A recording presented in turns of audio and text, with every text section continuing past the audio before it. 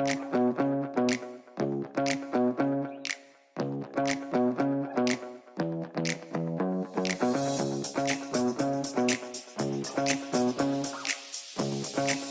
to What I Wish I Knew at 30. Today, I have an incredible guest with me, Mr. David Patterson, the bucket list accountant. An accountant advisor with 32 years experience helping small business owners grow profit and cash flow so they can tick off the life goals that matter. He blends simple planning, disciplined execution, and regular reviews to align business numbers with bucket list dreams. David's relaxed, straight-talking style turns big goals into practical weekly actions for small business owners juggling work and family, so they can grow wealth and live with no regrets. Welcome to the show, David. Thanks, Fran. It's good to be here. Just listening to that about being relaxed. I'm relaxed except when I'm coming onto a podcast and talking to somebody else about life and everything else. So that's okay. Just imagine we're on the phone. Way to it. So today we're going to dive into the hard-earned lessons, the mistakes that turned into gold, and the wisdom we all wish we had at 30. So grab a coffee, get comfortable, and let's get into it. All right. Welcome to the show again, David. Thanks, Fran. Good. Great to be here, actually. We're going to dive right in now, though. So just imagine that you're jumping into a time machine right now. You're 30 years old again. Where are you? What are you doing? And what's going on in your mind at this stage of life? Gee whiz, where am I? I'm in Melbourne. At 30, we had just had twin boys, so we were trying to manage that, which was certainly an experience in itself. What was I thinking? I probably wasn't thinking a whole lot, to be honest. At 30, I was probably more thinking that things were just going to happen and that life would just evolve and all the good stuff would come my way and the bad stuff wouldn't. So that's probably where I was sitting at age 30. And I was in Melbourne. And so would you say then, did you feel like you had life figured out or were you just winging it? I would have to say I was winging it, but I was winging it in a way that I just had an assumption that everything would work out for me and everything would be great, which you know, when you look back is probably not a good philosophy. I've thought about this a lot. I had an auntie as I was growing up and she more than once she would make comment of, David always falls on his feet or it always works out all right for David. And I think that sort of molded me a little bit in the early years of saying, it's just going to work out and whatever I want, I'm going to get. Not a good philosophy. It's interesting though, isn't it? How, those sort of remarks from people close to us, parents, aunties, like those are the things that can actually form our decision-making processes or lack of. 100%. And I think, from a work perspective, it was everything. From a work perspective, I was working for an accounting firm in Melbourne at the time. And my thought process was that at some point, just because this is what would happen, I would be made a partner of that firm and we'd, build and grow and do everything else. And it never happened. Yeah. So looking back then, what was your biggest dream at that time? Was it to become the partner of the firm? I think, and I'm probably jumping forward a little bit here, but I think at 30, my thought pattern is probably what's sort of molded me now to where I am and what I'm doing. Because at 30, I don't remember having dreams, to be honest. At 30, I was just kind of floating through life. I had sort of visions like I wanted to have 3 kids. Having twins first up certainly gets you well on the way to having 3 kids. And I just figured I'd be working in accounting in Melbourne probably for the rest of my life. I didn't have any kind of big audacious goals that I wanted to achieve. I didn't have any plans. I was literally just floating through life, enjoying what was coming my way and enjoying being 30, enjoying the Melbourne life, Friday night drinks, what Melbourne has to offer, but really did not have any sort of long-term goals at that point in time. Okay. And interesting, really, when you look at like how that's progressed and what you're, how you're working now, and like obviously you starting at the other end rather from historical accounting, you're actually looking forward into um, what people actually want to do. The purpose for running a business isn't just to create cash; it's actually to create that longevity and put into life what it is that you want to do and what you want to create that wealth or that cash flow for. Would that be true to say? 100%. I think, from my perspective, and not having any of those dreams at 30, I think is really what's driving me, because there's a lot of the stuff that you want to achieve in life. And I, if I had have been honest with myself and sat down and thought about it, there would have been a Mm, lot of stuff I wanted to do at that mm, age. There's probably a lot of stuff that I could have done a lot earlier than what I have. And that's the whole philosophy of what I'm trying to do now, is to get people to really not understand, but maybe own and acknowledge the things that they want to do in life, and tying that back to their business so that their business can help them achieve the goals that they want to achieve, and not for the business to be, which it can get to at times, like a noose around people's necks, but the driving force behind allowing them to get to where they want to get to, and allowing them to achieve everything that they want to do. A business is the greatest vehicle that people can use to allow them to create wealth, which then allows them to do all of those things that they want to do. So use that properly, I think, is really important, and really important from an early stage in the business life. and I don't know about you, but in my coaching business, and I'm sure in your consulting side, people will come to you fully able to explain everything they don't want. Yes, absolutely. And the other thing that they come to me with is they, which is what I was doing, they're limited in what they think they can achieve. So they have a really small circle of things that they think that they can achieve in their lifetime. And it's not until you start to ask the right questions and tease it out of them. Most people have a lot more that they want to do, but I think when you're asked these questions for the first time, people have an inhibition about telling someone new exactly is that they want to do, because they don't want to seem stupid. They don't want to feel like their dreams are too small. They don't think that their dreams are important. And so they have this real inhibition about Mm, letting that out and putting it down on a piece of paper. mm. But the interesting part, sorry, Fran, No, no, the interesting part about it is, as soon as they start that process of writing it down on a piece of paper, and one of the things I try and tell people is, don't worry about whether you can afford something. Don't worry about whether you've got the time to do it. Just write down all the things that you want to do. They'll start they'll start really slow, but as they start to let themselves go a little bit, then what they write down on the piece of paper becomes bigger and bigger and bigger. And it's exciting to see their minds kind of open up and suddenly realize the capabilities that they have. And that's just a matter of them working on them to make sure that they actually come to fruition.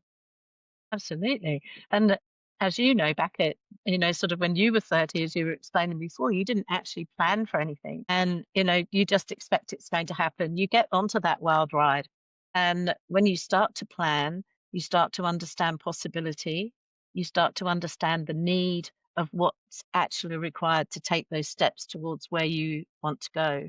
And if you don't have a goal, if you don't have a dream, you're never going to hit it, are you? No, and that's exactly right. There's also the element of, like, I was talking to someone today, and they were talking about a 5-year goal of what they wanted to achieve. And as we're breaking it down and working on it, and finding out what was involved in getting to that 5-year goal, both of us came to the realization that we could probably get there probably within 2.5 to 3 years, rather than 5 years, because of certain things we could put in place. But if you're not, you're right, what you said before, if you're not talking about those things and you're not planning for those things, that 5-year goal probably becomes a 10-year goal or a 15-year goal, because you haven't put the work in to make sure that it happens. It's, as I've learned since I was 30, things just don't happen. You've got to make them happen.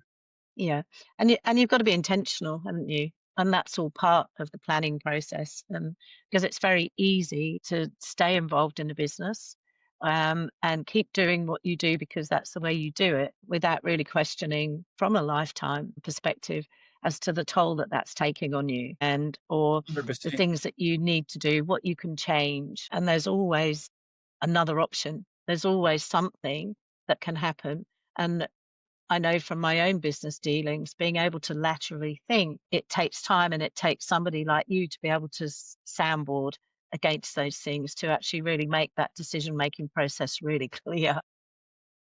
100%. And it's also having that sort of external person to you and your business. You're that one step removed. So you can start to ask the questions that are needed to be asked to challenge the person in their business to push themselves a bit, or to ask them, yes, that's how you've done it in the past, but is that necessarily the best way to do it? Can we find a better way that does it quicker, frees up your time, better cash flow, whatever the situation is, by making them just think about those things that they may not have done for, you know, 3, 4, 5 years potentially, can have a Yeah. really quick shift in someone's mindset and a quick shift in how the business operates. Yeah, no, for sure.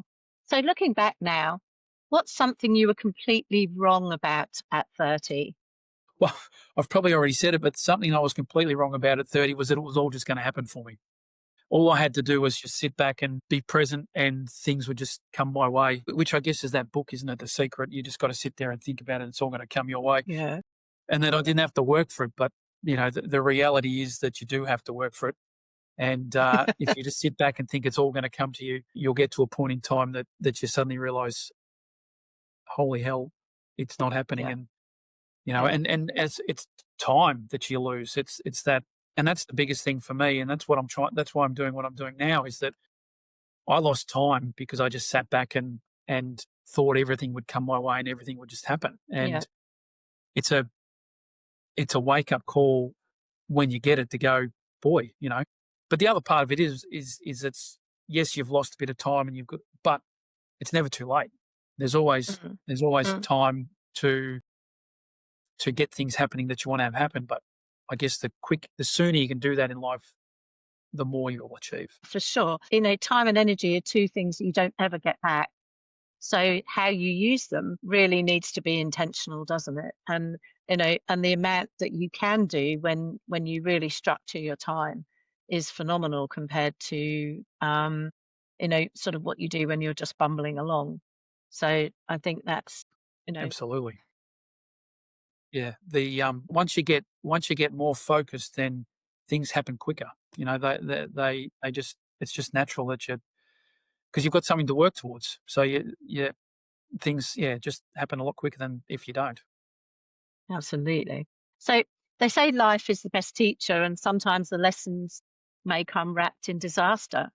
So let's talk about the biggest curveballs that life has thrown you, whether it was in business, relationships, or in your own personal growth. What's one experience that at the time felt like the worst thing ever, but probably ended up shaping you? Yeah, well, I think, and how it shaped me. I'm not still probably working through that to a small degree, but probably the biggest experience, or the worst one for me, was when my mum passed away, which I was only 33 at the time. We just had our third child. He was only 12 months old, and so all of a sudden, something that you thought would be there forever, was suddenly taken away from you. So, and it then makes you start to realize, or makes you realize that things come up. Now, my mum was my age that I am now, so she was mid-50s when Oh, she wow. when she passed away. From when I sit here now, just coming up to my mid-50s, for me, there's so much more that I want to do in life. So to have that taken away from you at a very young age really made me. That was when I first started. Like we talked about 30, and 30 I was green and raw, but that kind of sharpened me up pretty quick to Yeah, to make to make you realise that you're not here forever, and that things can come out unexpectedly that you don't have any control over. So it's about making the most of now and making the most of today, and not wasting your time, which is really what I'd been doing up until that time. So from that point of view, that's probably the biggest thing that's shaped my change in attitude. I think that must be that I'm fortunate to still have my parents at 86 and 84, and very, very, very lucky, very, very grateful. So I can't understand really how that must feel, uh, but I can see how it would suddenly really put you back on your haunches and say, right, okay, like now it's time to, that time is a gift, and we do have to be really intentional. We need to plan if we want to get to where we want to go. And I mean, I'm sure, if you could go back and whisper advice to yourself in that moment, what would you say? Well, I think what I would say is that a lot of people have a, I don't know if it's a philosophy. I don't think that's the right word, but they have an attitude that they'll be able to get to that one day. So they'll take the trip to Disneyland. They'll do that one day. They'll go to Europe one day. And I think what it teaches you is that one day may never actually come, and that if you've got the opportunity to do it now, do it now. Don't put the things off, because, like I said, anything can happen at any stage, and it doesn't have to be a death. It could be an injury. It could be anything could be happening, and so I think it's a case of taking advantage of the moment, and when an opportunity comes up, don't don't delay it, Yeah, and yeah. you won't regret it at all.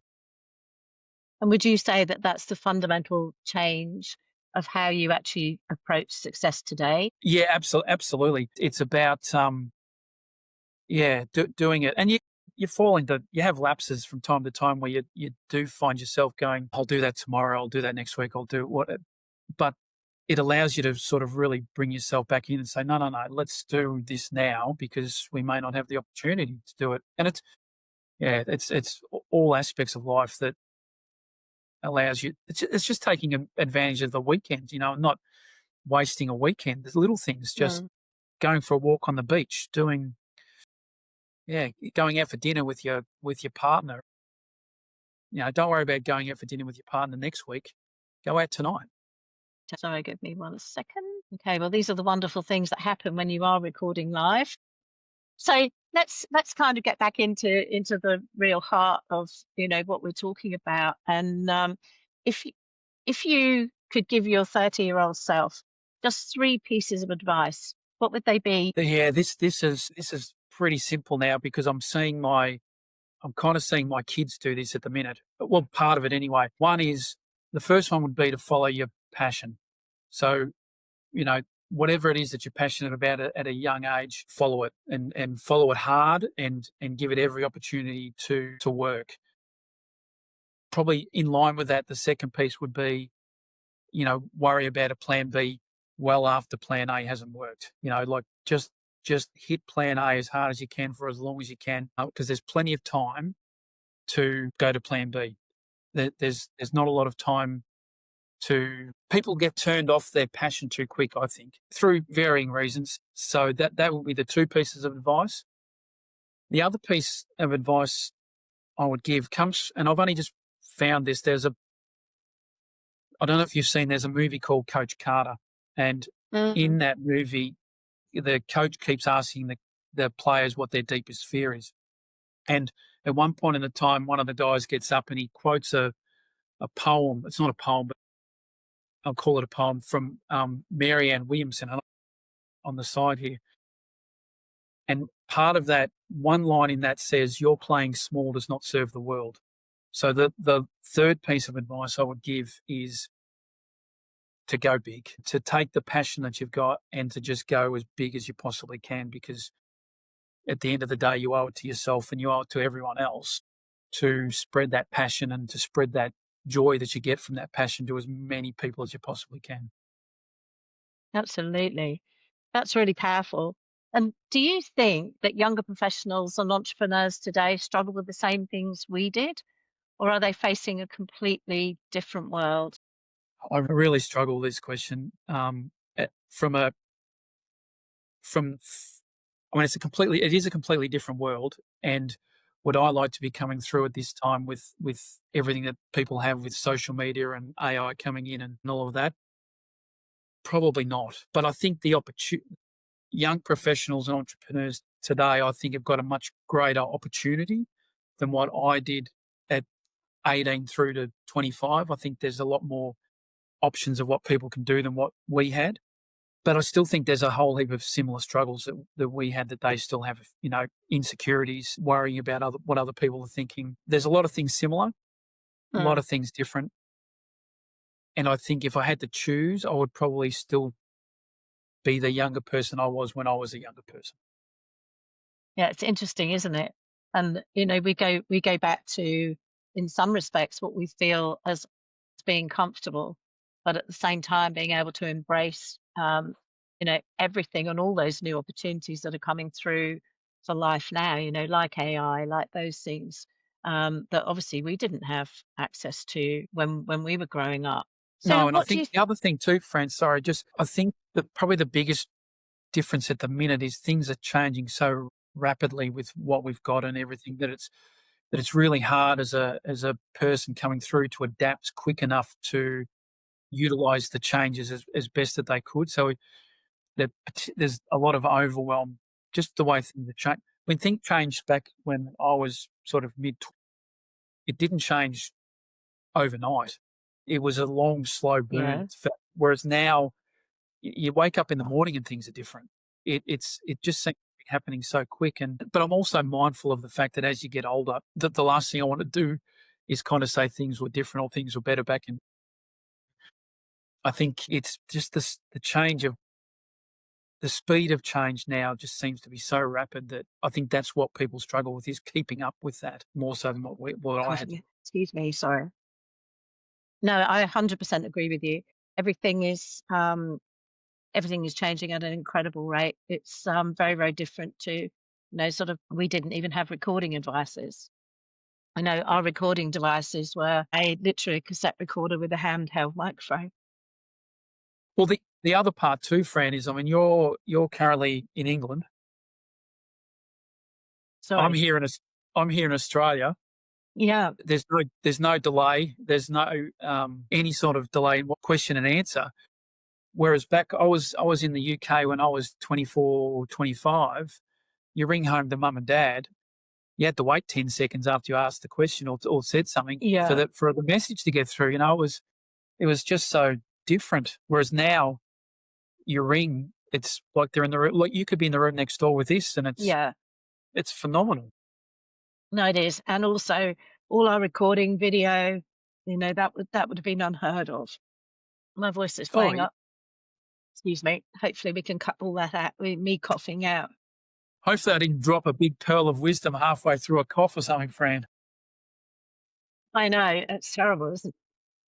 So, oh dear. So getting back into it, I mean, what's the best advice that you ever received, and who gave that to you? Yep. So the best piece of advice I ever got came from my very first boss, and I went I went straight out of high school and I went straight into an accounting firm at age I think I was 17 at the time. Worked full time, went to uni part time, and when I first started my job, my boss said to me, "We need you to stay after you finish uni because those first 4 or 5 years." When you're studying and learning, we don't really get anything out of you. We don't make money out of you. It's a long process. And I went, yeah, that's fair enough. And we finished uni. Doing it part time took me 5 years instead of 3 years. But doing uni, we finished. A mate that I was going through uni with, he said to me, "How about we buy a house?" And I said, "Yeah, okay, let's buy a house." And then the week later, he came to me and he said, let's go to London and live for a while." So the house got ditched, and I went, "Okay, let's do that." And then as soon as I said that, I remembered what my boss said to me the very first day I started work. And so once we decided that's what we're going to do, I walked into his office and I sat down and I said to him, "I remember the very first day this is what you said to me that you needed me to stay on." But I said to him, "But I'm resigning." I said, Mark and we're going to go overseas and live and work in the UK and just experience that for a while." And he sat back and sort of didn't say anything for a couple of seconds. And then he said to me, "That's awesome." He said, he said, the one thing I wish I had have done when I was your age was travel. So he was very encouraging, and he said, look, if you don't do it now, you'll get sort of caught up in work. You'll probably buy a Mm, house, and it'll make it harder and harder to actually go overseas and travel for the length of time that we wanted to do it. So he said, go for it, because that was one of the big regrets he had, and I was really appreciative of his honesty and yeah, the fact that he was so willing to allow me to go and do this and experience it, and I'm glad I did, because I met my wife over there. So, life could have been completely different yeah, if he had have sort of been grumpy and said, "No way." Because at that age, I probably would have caved and gone back to Mark and said, "I can't do it. I've got to stay," yeah. and sort of. So it was forever grateful for that piece of advice that he gave me. So good. And also, I mean, to actually be able to walk in there and have the confidence to say, no, this is what I want to do. Because I think that's one thing where you do or people can get stuck in that rat race and on that hamster wheel, because often they don't actually have the confidence to go and reach out for what they want. 100%. And I mean, I was I'll rephrase that. I was sweating bullets thinking of having to go in and talk to this. We got on really well. We got on really well, but I'd never forgotten what he said to me, the first day I started work. So I was really nervous about going in and talking to him about it, Mm, but it's something that I really wanted to do. So I just I had to do it. And I mean, in the end, it was worried for nothing, but I'm glad I did it and didn't just sort of chicken out and just keep, just start working. And I think that's a really good point, that the anxiety of anything that's gonna happen in the future, or the fear of something that's going to happen in the future, holds so many people back. And when you've actually got that courage, or you take that courage and really grab hold of it, anything that you want can happen. And it's just being able to get over that fear of the what ifs. Would you agree with Oh, that? that's 100%. And a lot of people will tell you that nothing is ever as bad as you make it out to be in your mind. And I think the hardest part of it is to make the decision to do it. Once you've made the decision to do it and you do it, then you realise it's not as bad as I thought it was going to be. And Yeah, it's one of the things I tell people who are thinking about starting their business. They might be working as an employee for someone and they're coming in, and I just tell them to go for it. I just say, look, just because they're going, what about this? What about that? What if? What mm, if?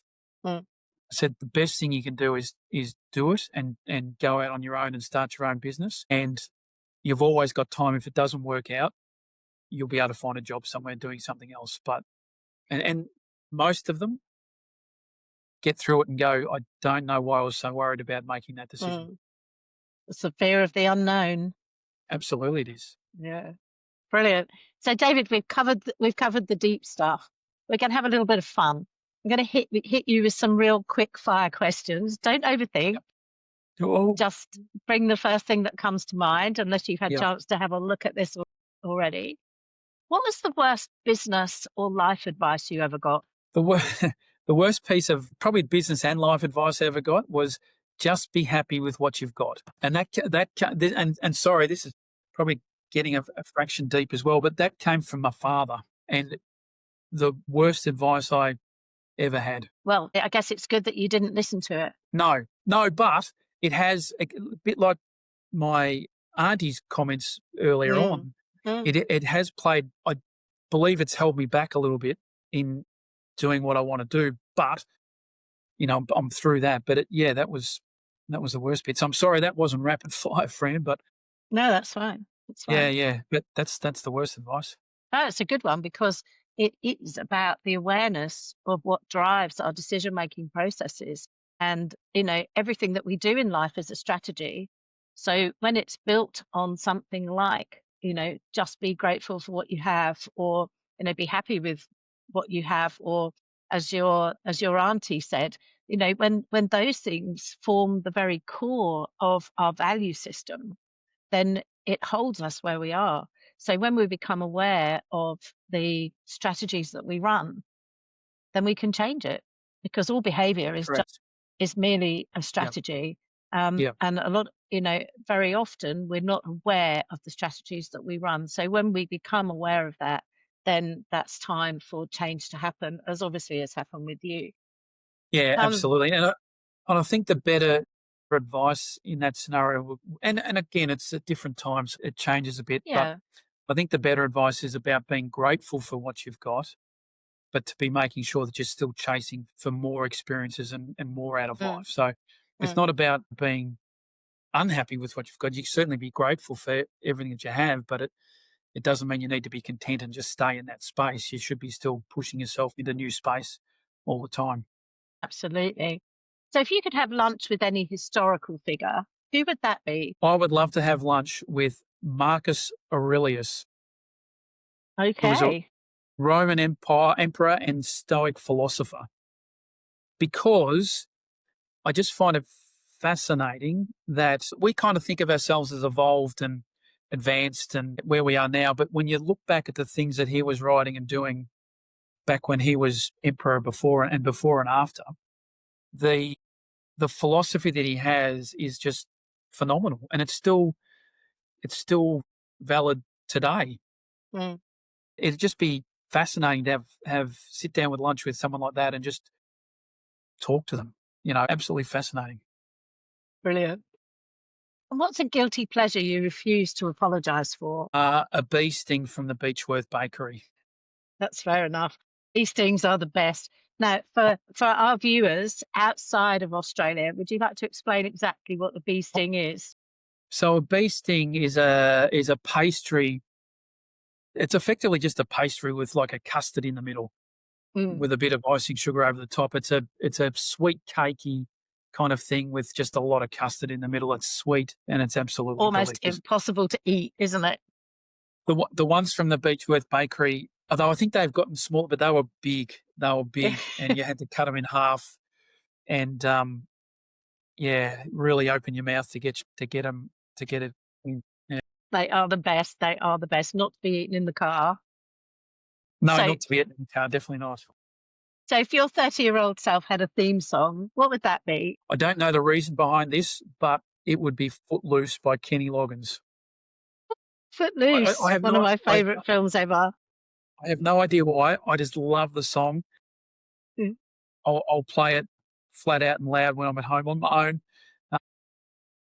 Uh, so yeah, there's no purpose. It's just that I just love it. brilliant. I love it. And you don't have to have a reason, do you? It can just be. It's an energizer. It's just one of those things. Absolutely. So, what's one thing you absolutely sucked at in your 30s, but you reckon you've mastered that now? I have been looking at these questions, Fran, and I have been trying to work that out. There's a lot of things I sucked at when I was 30, and I've just been trying to work out whether I've actually mastered them now or not. I think the best I can do is say that I'm better at them. Yeah. At 30, I hope my youngest son doesn't see this, but I think at 30, I still didn't have a lot of. I was focused on me back when I was 30. I had a wife and two kids, but I think I was still thinking about me. Whereas now I'm a lot more mindful of others, which is great. At 30, I sucked at video games when I was 30, but I still suck at them now. So I haven't actually I haven't actually mastered that. There's so much that I. Thankfully, I was married at 30 and thankfully I met my wife because I absolutely sucked at talking to girls even at that age. So thankfully Tammy came along and I didn't have to I didn't have to worry about that. And she kept you. And she kept me. Absolutely. So that's one thing I'm forever grateful for is that she, for all the foibles, she must have seen something good deep down to hang on to me. Absolutely. But yeah, look, there'd be a lot of things I sucked at 30. I sucked at supporting my football team properly, but I still suck at that now. I hate seeing them lose. Despite being the age I am, I haven't been able to sit down and watch a game of football if Collingwood are losing. I'll, I'll, Collingwood. Collingwood. Collingwood. I probably Okay. shouldn't have said that. Maybe we can Then we maybe can we can cut that cut bit that out. out. Nothing. wrong with Collingwood. Viewers in the other parts of the world may not actually understand why we've just gone into giggles about that, but it's it's the it's the AFL team in Melbourne that everyone really loves to hate, Unless apart you're a from Collingwood supporter, you hate them. one-eyed Collingwood supporters. Yeah, Correct. Yes. And absolutely. it was one of those things too. I'll digress. Sorry, Fran. I became a Collingwood supporter because my dad was a Collingwood supporter, Mm. and I didn't really have a choice. Well, you can't now anyway. You can't change, can you? After I was told when I came to Australia, you can't change. At the end of the day, and this is the I love them. I love Collingwood to bits. You know, when they play well, I love it. And yeah, it's just that I really struggle to watch them if they're not playing well. True I'll work on it. sports. Something to work on. Oh well. Do you know what? You always get the results at the end of a Saturday or a Sunday, and it's whether you have to sit down and watch the whole game. Who knows? I don't know. But No. wow, David, that was incredible. Thank you so much. I know so many of our listeners are going to resonate with your story and with the wisdom that you've shared. But before we wrap up, let's just do a quick recap. What's the single biggest takeaway you want people to remember from this conversation? Yeah, there's probably I'm going to go back to that poem, I think, and I think that one sentence about playing small does not serve the world. I think that's something that people should really cling to and have written up on their wall, because I think a lot of times people will not fully reach out and fully chase what they're looking for because they don't want to be knocked down. They don't want people to hang shit on them. They don't. I think that one sentence about something, you're playing small does not serve the world, I think I found it in the last 2 or 3 weeks just really, really powerful. So I Mm, think if people can take that away, if that's the only thing they take away, I think it's a, job well done. beautiful. I love that. And thank you so much, David. And for everyone else listening, here's my challenge to you. Take one thing from today's episode and apply it to your life.